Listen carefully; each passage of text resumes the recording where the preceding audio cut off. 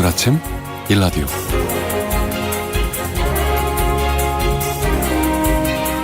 서울과 수도권을 시작으로 장마가 시작이 됐었죠. 어제는 충청과 전라북도 지방에 많은 비가 내렸습니다. 오늘 오전까지는 충청권과 남부지방, 낮까지는 제주도에 비가 오는 곳이 있겠고요. 전라권에는 강한 비가 내릴 수 있다는 예보가 들어와 있습니다. 그래도 오늘은 소강 상태를 보이는 곳들이 많을 거라고 하네요. 오늘 비가 좀 그쳐서 밭을 좀 돌볼 수 있을까? 아니면 물에 잠겼던 곳들 복구 작업부터 해야겠다. 이른 아침부터 서두르시는 분들 많으실 것 같습니다. 네, 일상을 되찾으려면 무엇보다 빠른 복구 작업이 필요한데요. 아직은 막막하시겠지만 마음을 모은다면 회복이 빨라질 수 있습니다. 어려운 상황에서도 힘을 모아 위기를 극복한 곳곳에 훈훈한 사연들이 전해지고 있는데요. 다시 한번 복구 작업에 모두 함께 힘을 모아봐야겠습니다. 8월 12일 금요일 오늘 아침 일라디오 출발합니다. 안녕하세요. 아나운서 강승화입니다. 오늘 아침 일라디오 오늘도 생방송으로 함께하겠습니다. 방송에 참여하실 분들 단문 50원, 장문 100원이 되는 유료 문자 샵 9730 이용하셔도 되고요. 유튜브에 KBS 일라디오 공식 채널 검색하고 들어오시면 채팅창에 참여하실 수 있습니다. 콩 어플리케이션에서도 일라디오를 보이는 라디오로 함께 하실 수 있습니다.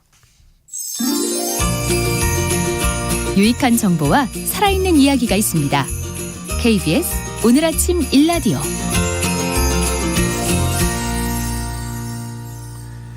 농림축산식품부 정책 중에서 저소득 취약계층의 식품 구입비를 지원하는 사업이 있습니다. 바로 농식품 바우처 사업인데요. 신선하고 건강한 국내산 농축산물을 구입할 수 있어서 저소득층의 식품 접근성을 높이는 역할을 하고 있습니다. 또 국내산 농축산물의 소비를 촉진해서 농가 경제에도 보탬이 되는 일석이조의 정책인데요. 2020년에 첫 도입이 됐습니다. 올해 3년째 시범 사업이 진행이 되고 있고요.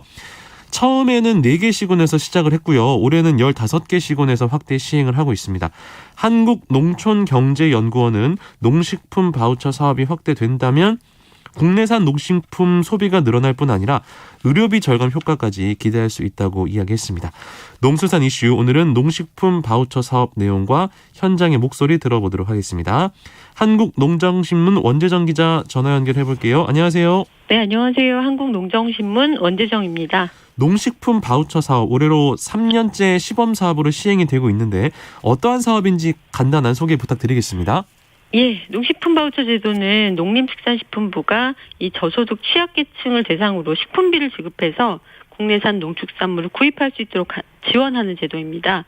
사업 대상자로 선정이 되면 채소나 과일 등 농식품을 구입할 수 있는 카드가 발급되고요. 네. 이 카드로 사용 가능한 마트에 가서 필요한 농축산물을 구입하는 방식입니다. 농협 하나로마트라든가 지역 농산물 직매장, 그러니까 로컬푸드 직매장, 네. 농협몰에서 이용하실 수 있고요. 섬 지역이라든가 거동이 불편한 분들에겐 이제 꾸러미를 직접 배달하는 이렇게 지원도 되기도 합니다.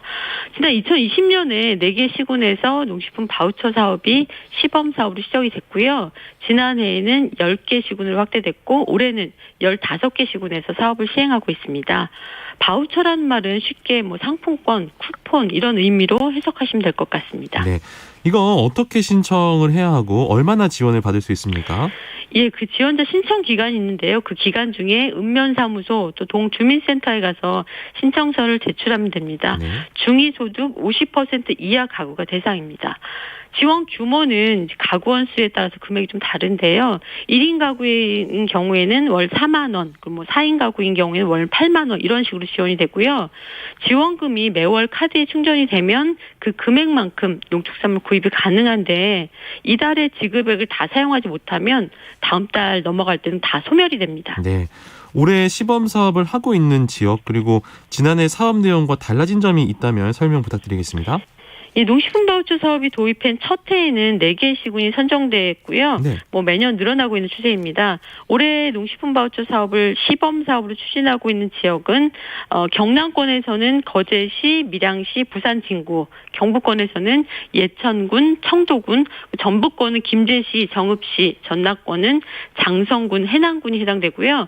충북 지역에서는 괴산군, 충남 지역에서는 당진시와 청양군, 네. 강원 지역은 평창군에서 시행하고 있습니다. 있습니다. 또 경기 지역에서는 양평군 한 곳에서 시행이 되고 있고 인천은 옹진군 이렇게 15개 시군에서 현재 시행이 되고 있습니다. 지난해에는 1년을 꽉 채운 12개월 동안 이 지원금이 지급됐는데요. 올해는 기간이 축소됐습니다. 3월부터 9월까지 지원금이 지급되고요. 이건 이제 예산이 지난해와 같은데 시행 지역이 확대되다 보니까 지원 기간을 줄이는 이런 방식을 좀 취한 것 같습니다. 그리고 지난 1일부터는 구입할 수 있는 품목이 더 늘어났는데요. 이렇게 구입할 수 있는 선택폭이 넓어져서 만족도도 더 높아질 것 같습니다. 네. 농식품 바우처로 구입할 수 있는 품목은 어떤 것들이 있나요? 예, 농식품 바우처는 수입 농축산물은 구입할 수 없습니다. 네. 오로지 국내산 농축산물을 구매할 수 있도록 설계되어 있는데요. 도입 당시만 해도 국내산 채소, 과일, 흰우유, 계란 이렇게 4가지 품목만 구입할 수 있었지만 차츰 이제 구매 가능한 품목이 늘어나고 있고요. 지난해 6월에는 꿀과 잡곡, 육류가 추가됐고 이달 1일부터는 두부류, 단순 가공 채소, 깐 채소, 네. 건조 채소, 삶은 채소 이것과 산양류가 포함됐습니다. 실제 농식품 바우처 사용하고 있는 현장의 분위기는 어떻습니까? 네, 한국농정에서 이번 주 이 전북 김제 지역의 농식품 바우처 사용 현장을 좀 들여다봤는데요. 사실 요즘처럼 고물가 시대에 지원 금액은 한참 부족할 수준이긴 합니다만 경제적 취약계층은 못 먹던 과일을 사 먹는다 이런 말을 할 정도로 요긴한 지원금으로 활용되고 있습니다. 네.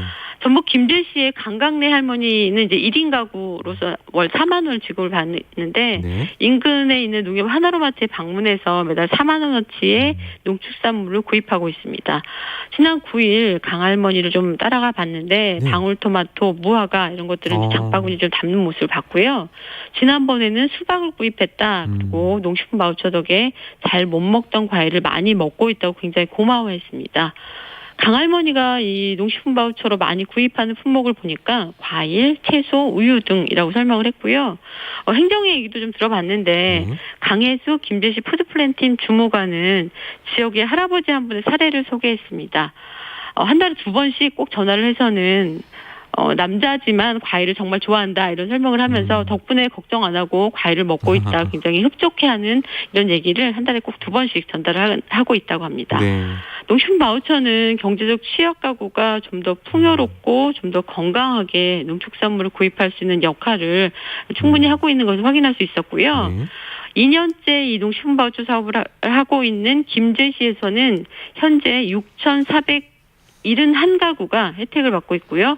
김제 지역 수혜자의 70에서 80%가 1인 2인 가구입니다. 관련 예산은 중앙정부와 지자체가 50%씩 부담하고 있습니다. 사실 이제 요즘에 장을 보면 다들 느끼시겠지만 너무 물가가 높기 때문에 예.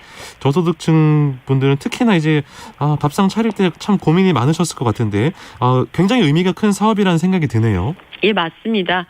경제적 취약계층의 식품비 지출액은 사회 전체 가구에 비해서 굉장히 낮은 수준인데요. 한국농촌경제연구원이 지난해 발간한 보고서를 좀 보면 먹거리 취약계층에서는 우유, 과일, 육류의 섭취량이 매우 낮게 나타났습니다. 그런데 이제 이게 문제가 되는 게 건강과 질병에 치명적인 영향을 줄 수 있는 이런 밥상이라는 이런 분석이 나오고 있는데요. 네. 시범사업 추진 후에 실시한 농경련 조사에서는 농식품 바우처가 이 먹거리 취약계층의 식습관을 개선하는데 긍정적인 역할을 하고 있다. 이런 사실도 좀 밝혔습니다. 네. 농식품 바우처를 활용해서 많이 구매한 품목을 좀 살펴보면 과일이 제일 많습니다. 과일. 39.2%고요. 네. 채소가 20.8%, 계란이 10.2%, 그리고 우유가 8.5% 순입니다. 주요하게 섭취 부족한 품목들이 섭취 빈도가 증가했다는 이런 의미 있는 조사 결과를 얻었고요. 또 대다수의 대상자는 농식품 바우처 사업에 대한 만족도가 굉장히 높았을 뿐만 아니라 재참여 의사도 굉장히 높았습니다. 그리고 국내산, 지역산 농산물에 대한 관심도 크게 높아졌다는 이런 조사 결과가 나왔습니다. 이 농식품 바우처 사업의 개선점도 있을 것 같은데요. 어떤 것들이 있습니까? 네, 이 사업 대상자들은 국내산 농산물 소비 촉진, 지역 농가를 살리기 위한 농식품 바우처의 취지에 공감대가 이미 형성이 돼 있습니다. 하지만 말씀하신 개선점도 참 많은데요. 우선 구매가 가능한 품목이 대폭 확대됐으면 좋겠다 이런 얘기를 좀 많이 하셨고요. 네. 지원 금액 증액이 필요하다 평가하고 있습니다. 또 가맹점이 제한돼 있어서 이를 좀 확대해달라 이런 의견도 나왔습니다. 현장 전문가들은 줄곧 이 농식품 바우처 사업의 필요성을 강조하고 있는데요. 코로나19로 인해서 특히 농촌 같은 경우는 경로당이나 노인회관, 마을회관 이런 데서 같이 밥 먹는 게 어려워지면서 네. 집에서 제대로 챙겨 먹지 못하는 어르신들이 굉장히 많아졌습니다. 그렇죠. 부처별로 굉장히 여러 종류의 바우처 사업들이 있지만 먹는 문제를 돕는 바우처 사업이 가장 중요하다 이런 얘기들은 공통적인 그렇죠. 의견입니다. 제일 중요하죠. 네. 예, 농식품 바우처 사업이 시민들의 먹거리에 실제적으로 도움을 주고 있다는 평을 얻고 있는 만큼 지원 금액이 우선 상향돼야 하는 과제를 안고 있습니다. 그런데 이제 이런 여러 가지 의미를 담고 있는 농식품 바우처 사업이 올해 자칫 이 관련 예산이 전액 삭감될 위기에 처한 적이 있었습니다. 예산을 더 확대해달라는 요구가 많았는데 예산이 전액 삭감될 뻔했다. 이거 왜 그런 거였습니까? 예, 지난해에 이제 기획재정부가 2022년도 예산을 편성을 하면서 네. 농식품 바우처뿐만이 아니라 먹거리 3대 사업이라고 부르는 임산부 친환경 농식품 지원 사업, 또 초등 돌봄 교실, 과일 간식 지원 사업 이런 예산을 전액 삭감한 적이 있는데 네. 이유는 그 사전 절차, 그러니까 예비 타당성 조사가 미비하고 미이행했다 이런 사유들을 좀 주요하게 들어서 이 먹거리 관련 세 개 사업의 예산을 전액 삭감을 했었는데요. 굉장히 이제 난리가 났었죠. 현장에서는 이렇게 좋은 취지의 사업이 왜 예산이 없어지냐 해서 현장에서 극심 반발도 있었고 또 국회에서도 굉장히 질타를 좀 많이 했습니다. 그래서 예산이 다시 살아나면서 올해도 사업을 이어가게 됐습니다. 그렇군요. 외국에도 유사한 제도가 있다고 들었는데요. 네, 미국의 경우에는 우리나라 농식품 바우처와 비슷한 제도로 저소득층 영양지원 프로그램, 영어로는 SNAP를 운영하고 있습니다. 네. 미국 농무부 주관으로 저소득층 가구에게 매달 일정 금액을 지급하면서 이 자국 농산물 소비를 촉진하고 있는 건데요. 농협경제연구소 보고서에 따르면 SNAP로 매월 평균 3,570만 명이 혜택을 받고 있고 이 SNAP 가맹 점포는 25만 개나 된다고 합니다. 이제 농식품 바우처라는 게 내년에는 시범사업 꼬리표를 떼고 전국적으로 좀 확대가 돼야 될 사업인 것 같은데요. 예, 맞습니다. 한국농촌경제연구원은 농식품 바우처를 확대 추진할 경우에는 1조 5천억 원 규모의 농식품 소비 증대 효과, 그리고 4,400억 원 가량의 의료비 절감 효과, 또 1조 3천억 원 정도의 생산 유발 효과, 그리고 작은 수준이긴 하지만 가정 식비의 불평등 완화 효과를 거둘 수 있다 이렇게 밝힌 바 있습니다. 지금 한참 내년도 예산안 논의가 예산 당국 또 각 부처에서 진행이 되고 있는데요. 경제적 약자도 돕고 또 농민도 도울 수 있는 농식품 바우처 사업이 내년에는 꼭 본사업으로 확대될 수 있도록 이 예산이 좀 확대됐으면 좋겠습니다. 네, 농수산 이슈 한국농정신문 원재정 기자와 함께했습니다. 고맙습니다. 네, 고맙습니다.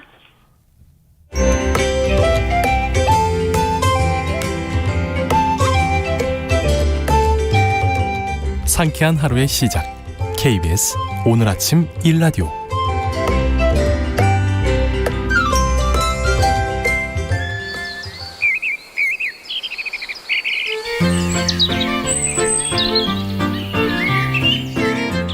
숲으로 가는 길.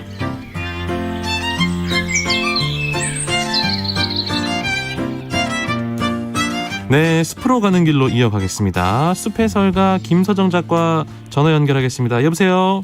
네, 안녕하세요. 네, 오늘은 백로 서식지를 다녀온 이야기를 전해주신다고요?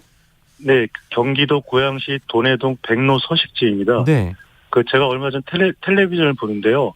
이 좀 떨어져서 보면 나무에 하얀 꽃이 핀 것 같다며 다가가 보니 백로라는 방송을 제가 보게 되었는데요. 네. 두 곳이 소개가 되었는데 고양시와 경주시였습니다. 경주시는 좀 멀어서 일단 마음이 급해서 제가 사는 곳에서 가까운 고양시 도내동 백로 서식지를 가봤습니다. 경기도 고양시 도내동의 백로 서식지. 네. 여기 거기 아니에요? 저기 해외에서 온 가구점 큰 거 있는 그 옆에 아니에요? 네, 맞습니다. 거기 맞죠? 제가 거기 네, 지나가다가 본 적이 있는데 그러니까 백로라는 게 하얀 새를 말하는 거잖아요. 네네. 오늘은 새에 대해서 그러면은 이야기를 해주시는 건가요? 예, 백로 이야기를 제가 전해드리려고 하는데요. 네. 사실 숲의 설가는 나무뿐만이 아니라 곤충, 새 등에 대해서도 공부를 해서 그 내용을 참가자들과 나눠야 합니다.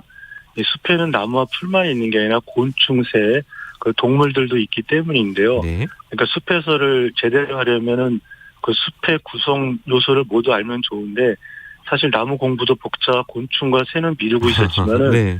이제는 더는 게으름 피우지 말고 조금씩 공부를 해야 할 것 같습니다. 그러니까요. 이게 사실은 숲에 있는 게 뭐 나무와 풀만 있는 게 아니라 거기에 사는 뭐 곤충도 있고 새도 있고요. 근데 사실은 네네. 갈수록 곤충이나 새의 수가 많이 줄어들어서 걱정이 되기도 합니다.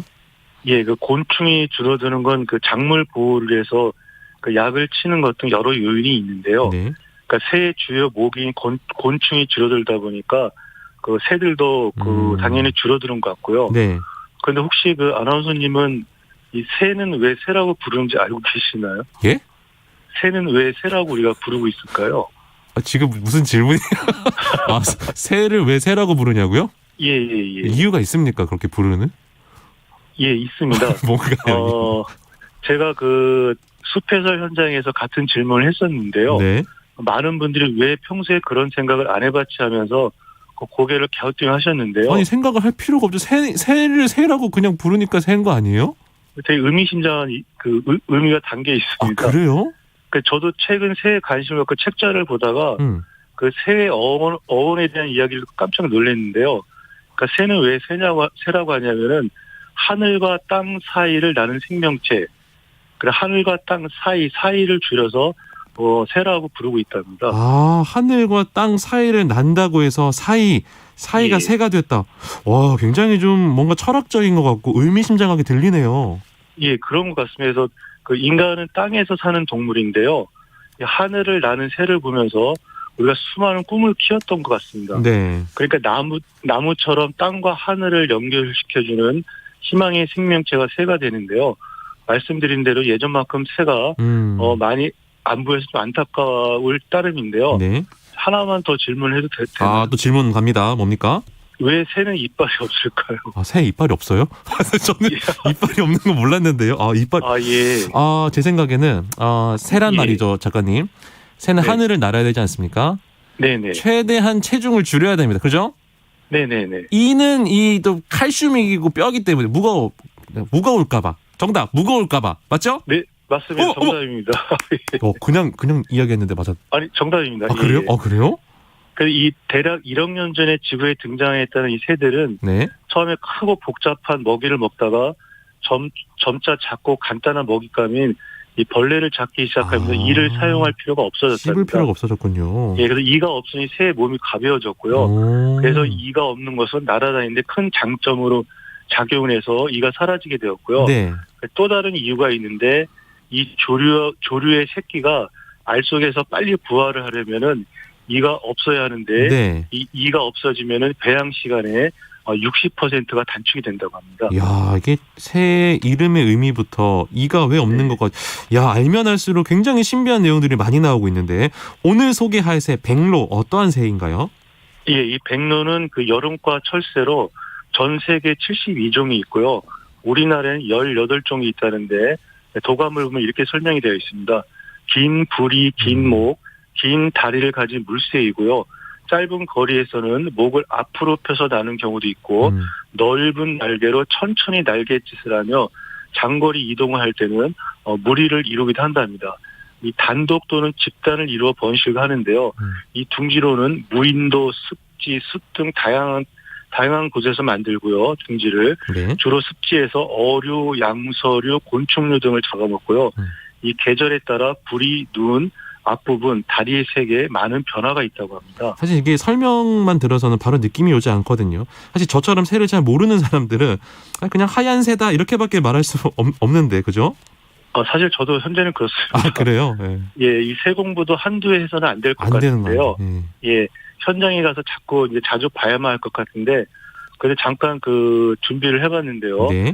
그 사이언스 타임스에 실린 최승일 강원 철원 고등학교 교사의 글을 보면요.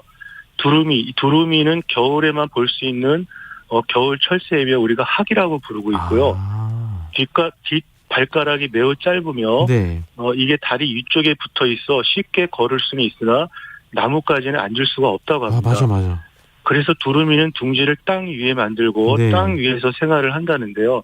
그러니까 여름에 나무 위에 둥지를 틀고 있는 하얀 새는 일단 백로라고 여겨도 될 것 같습니다. 그러니까 일단 정리하면 두루미와 학은 이제 같은 새를 지칭하는 네. 명칭인 거고 두루미는 나무에 앉을 수 없다. 나무에 살 수 없기 때문에 나무에 앉아 있는 거는 백로다. 이렇게 금방 구분하면 될 것 같네요.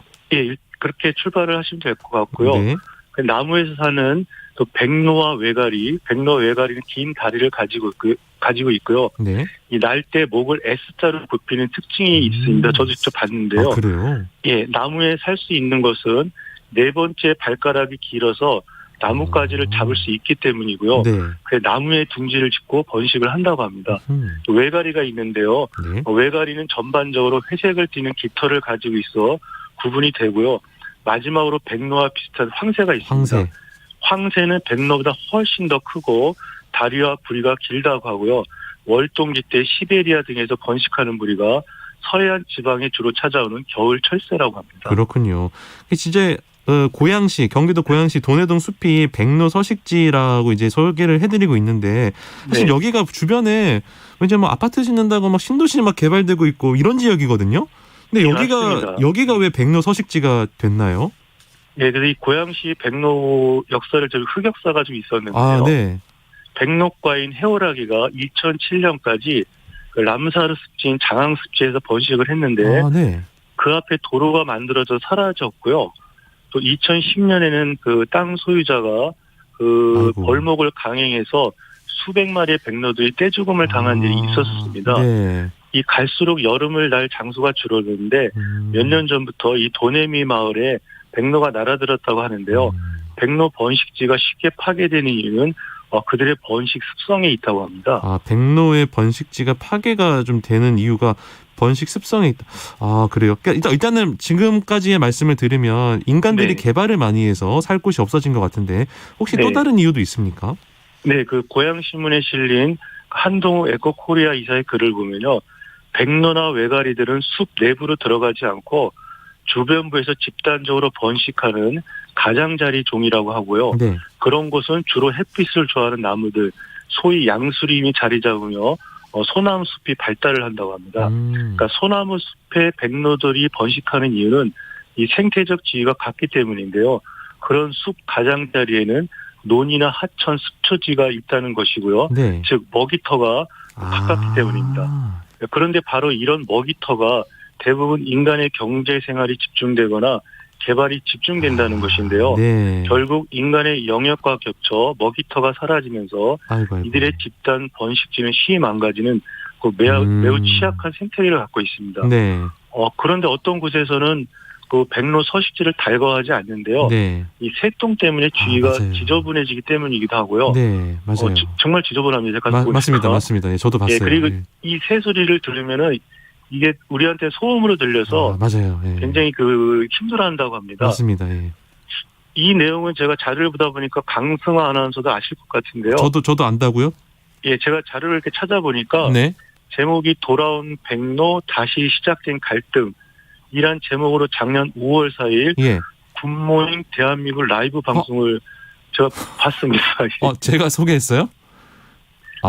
멘트가 계속 나왔습니다. 예. 굿모닝 대한민국 라이브가 폐지가 돼서 제가 까맣게 잊고 있었는데 저희 아픈 기억을 다시 또 상기시켜 주시는군요. 기억이 기억이 나는 것 같아요. 어쨌든 예. 이게 백로 서식지가 점점 사라지는 게 인간과 이제 사는 곳이 겹쳐서 이렇게 사라지고 있고 이게 좀 어떻게 또 슬기롭게 극복을 해야 되는지 여러모로 좀 생각을 하게 되는 그런 시간이었습니다. 네, 숲으로 가는 길 오늘은 또 새롭게 새 이야기 전해주신 숲해설가 김서정 작가님 고맙습니다.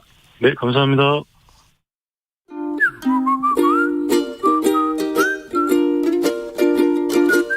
오늘 아침 1라디오 강승화 아나운서의 진행으로 듣고 계십니다.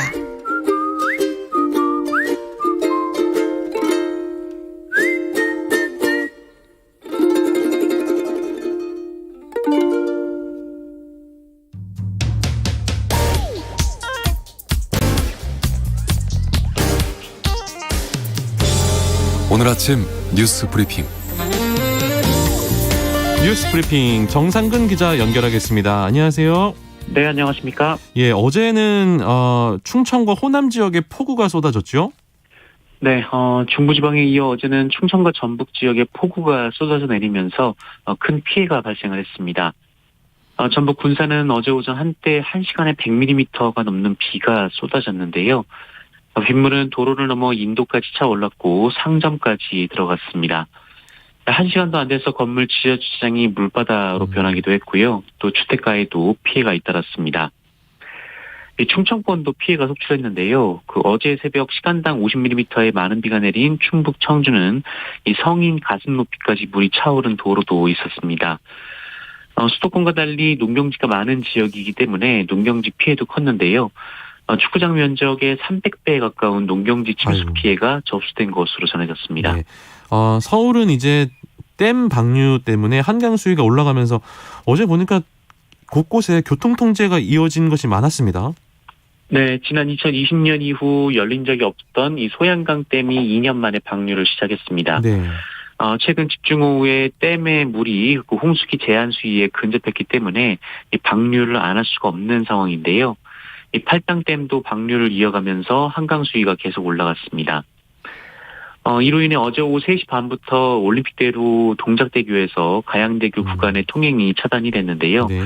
그러다 보니 퇴근길 정체가 극심해졌었습니다. 맞습니다. 이 밤늦은 시간까지 올림픽대로 정체가 심해서 주차장을 방불케 했는데요.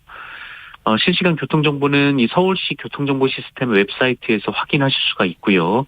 또 상황이 계속 변할 수 있는 만큼 교통정보를 미리 확인하고 이동하시는 게 좋겠습니다. 예, 말씀해주신 서울교통정보센터 토피스 지금 살펴보고 있는데 네. 전날 통제됐던 올림픽대로 가양대교에서 동작대교 구간이 양방향 통행이 오늘 오전 4시부터 재개가 됐다고 하고요.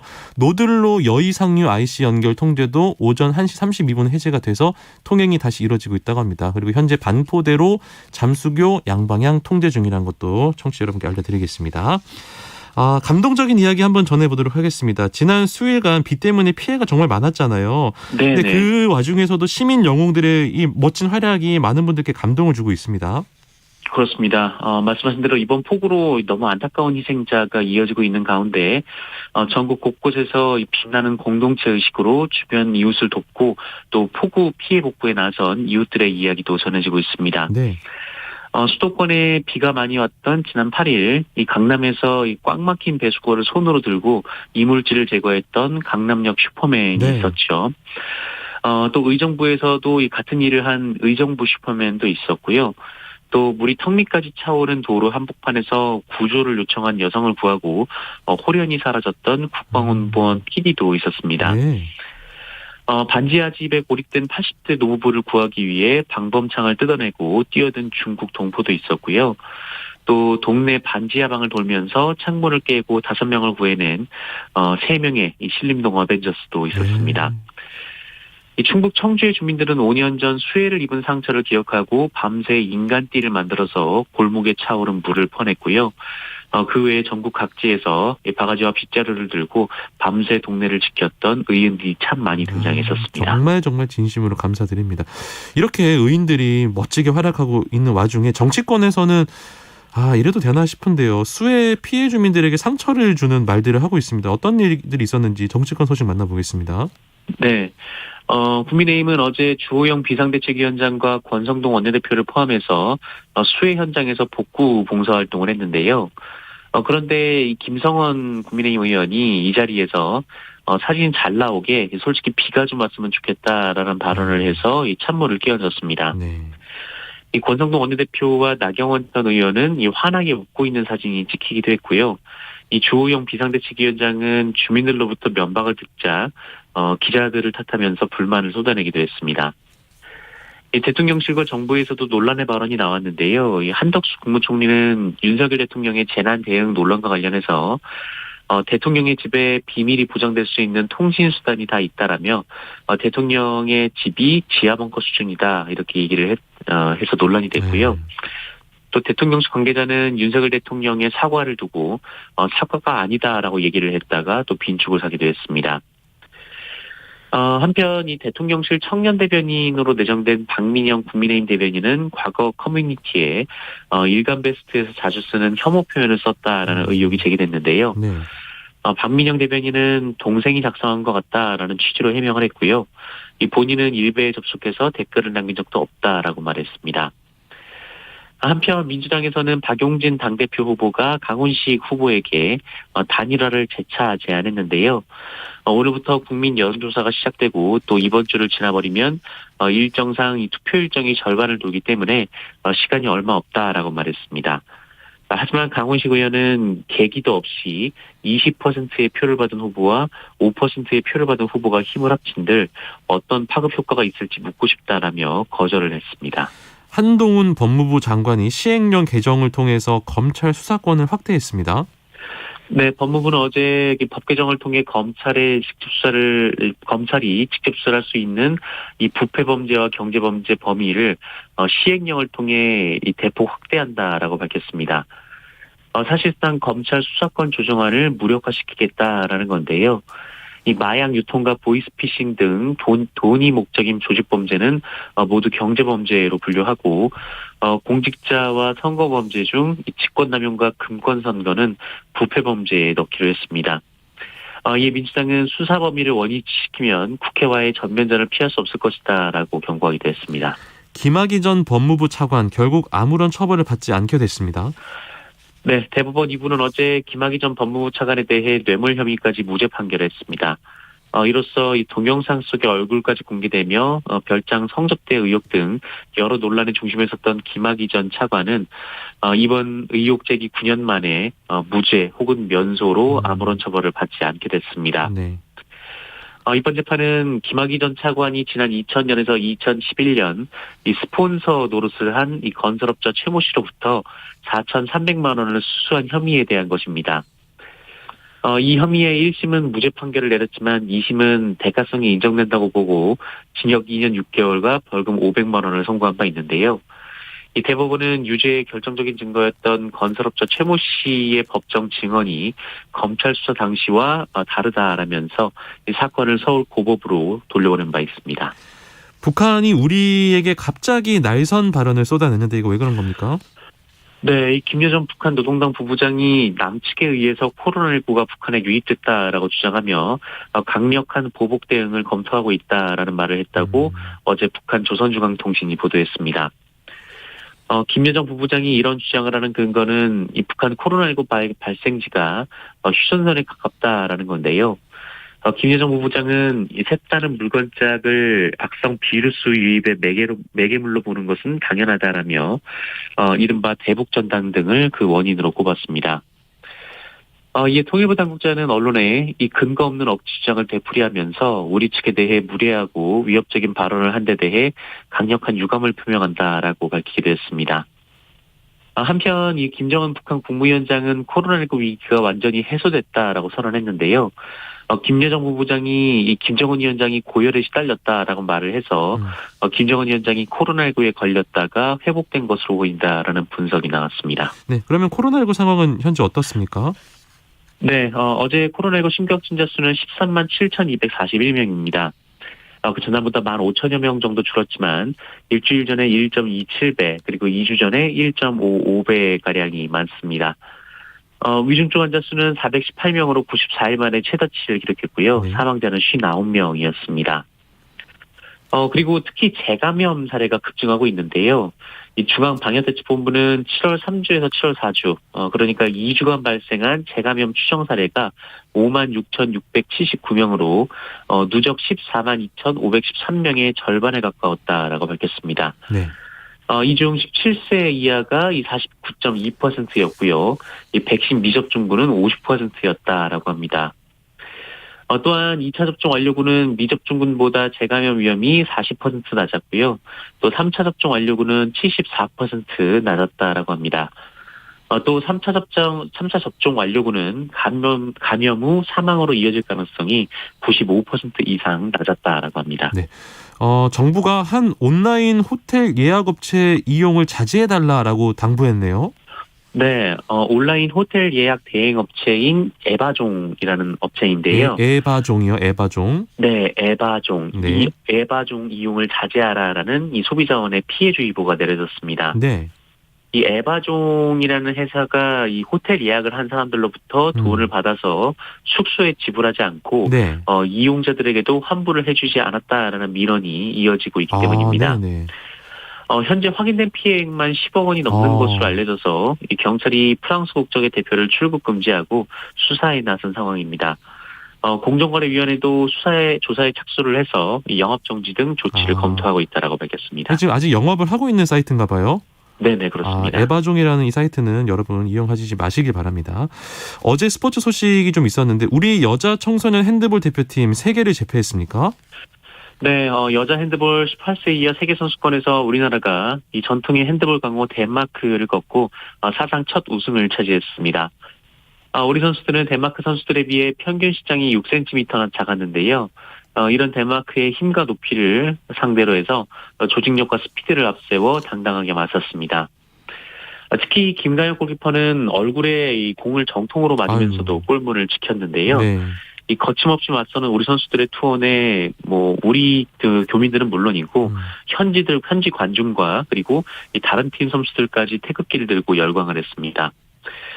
결국 후반 13분 16살 막내 김서진 선수의 속공으로 경기를 역전시킨 우리나라는 끝까지 리드를 내주지 않았고요.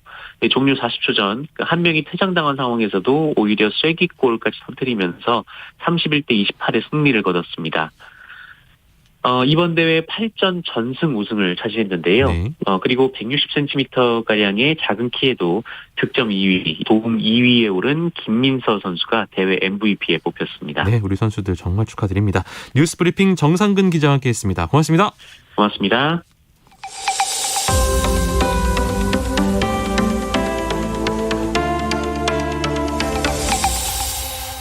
KBS 오늘 아침 일라디오. 중앙재난안전대책본부 이충현 사무관 연결해서 여러 가지 또 물어보도록 하겠습니다. 여보세요? 네, 안녕하십니까? 네, 정체전선이 남쪽으로 이동하면서 어제 또 많은 비가 내렸는데 비가 얼마나 왔나요?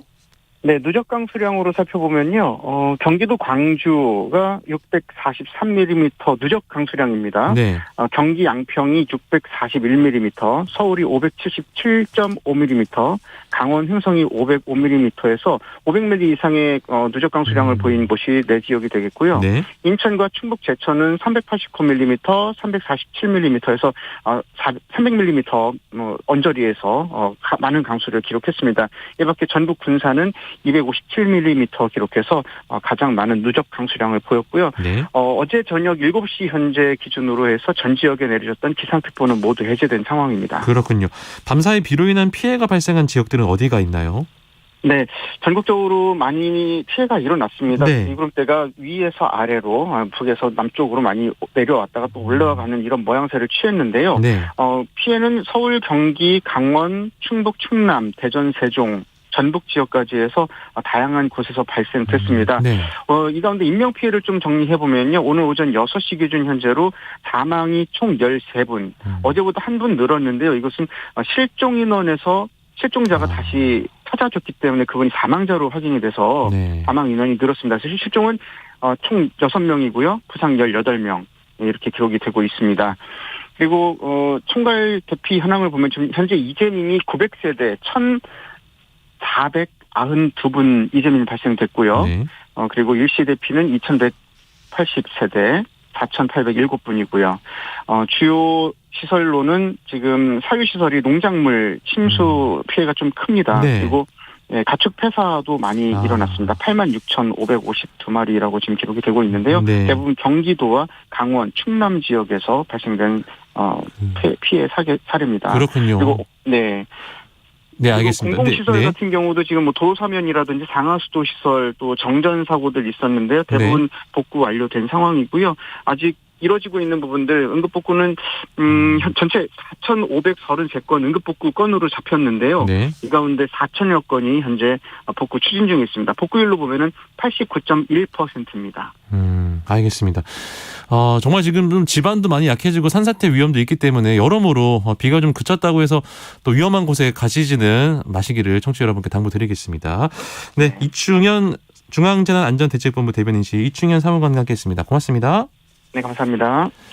네, 날씨 전해드리겠습니다. 오늘은 충청권과 남부지방에 오전까지, 제주에는 이른 오후까지 비가 올 전망입니다. 특히 전라권에는 출근 시간대에 돌풍과 함께 천둥, 번개를 동반한 시간당 30에서 50mm의 강한 비가 내리는 곳이 있다고 합니다. 이거 감안하시고 출근길 이동하셔야 될 것 같습니다. 예상되는 강수량은요, 전라권은 20에서 70mm, 많은 곳은 100mm 이상 비가 내리겠고요. 충청권과 경상권, 제주도는 5에서 40mm가량의 비가 더 올 전망입니다. 오늘은 비가 소강 상태를 보이는 지역이 많겠는데요. 비가 그친 뒤에는 최고 체감 온도가 33도에서 35도 내외로 오르면서 또 더워지겠습니다. 밤사이 남부지방을 중심으로는 열대야가 나타나는 곳도 있겠습니다. 이제 주말을 앞두고 있는데요. 아무쪼록 안전한 주말, 건강한 주말 보내시기를 바랍니다. 내일은 이선영 아나운서 인사드립니다. 아나운서 강승화였습니다. 고맙습니다.